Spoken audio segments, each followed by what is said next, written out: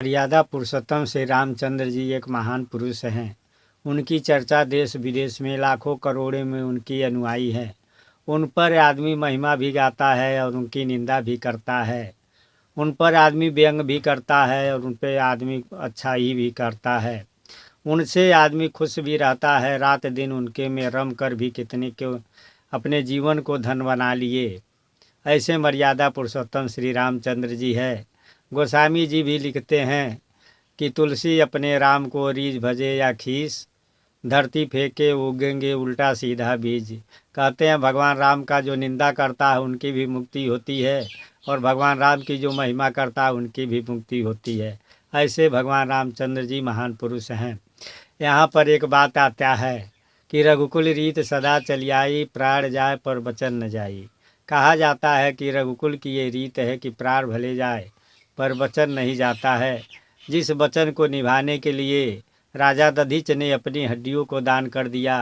एक राजा ने कबूतर के लिए अपने सारे मांसों को काट काट कर एक तराजू पर रख दिए। जिस परंपरा जिस कुल में राजा हरिचंद्र जी अपना वचन निभाने के लिए दोम के घर जाकर बनारस में बिक गए लेकिन पीछे नहीं हटे। ऐसे भगवान राम की महान वंशज, महान पूर्वज, महान कुल माना जाता है। लेकिन गुरबचन साहेब जी एक बात पर उनसे व्यंग करते हैं, प्रश्न पूछते हैं कि हे मर्यादा श्री रामचंद्र जी, मैं आपकी कुल की परंपरा को समझ नहीं पाया कि आप वचन को देकर निभाते हैं, लेकिन आपने ये कौन सी रीत चालू कर दी, कौन सी परंपरा बना दी। गुरबचन साहेब एक साखी में कैसे पूछते हैं, कहते हैं कि पिता निकालत पुत्र को, पिता निकारे पुत्र को, पुत्र निकारे नारी, ऐसे कुल के रीत को राखे राम रराय। कहते हैं कि आपके पिताजी जो थे वो आपको वनवास भेजा 14 वर्ष के लिए, लेकिन उसी परंपरा को आप भी निभाए।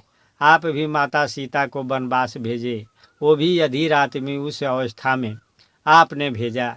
ये कौन सी रीति है, ये कौन सी परंपरा, मैं इसको मानूं या उसको मानूं, ये आपने क्या किया। अभिलाष साहेब जी एक किताब निकाले, राम से कबीर। राम से कबीर में वो कहते हैं कि मानो भगवान रामचंद्र जी से कोई पत्रकार मिल गया और अनेक प्रश्न पूछते पूछते जब यहाँ पर आया तो उसने हाथ जोड़कर प्रभु राम से कहा कि हे प्रभु, मुझे ये बताइए कि आपने माता सीता को वन में क्यों भेजा। इस अवस्था में जब वो गर्भवती थी, वो भी आधी रात को आप गंगा पार जंगल, वीरान जंगल में छोड़वा दिए।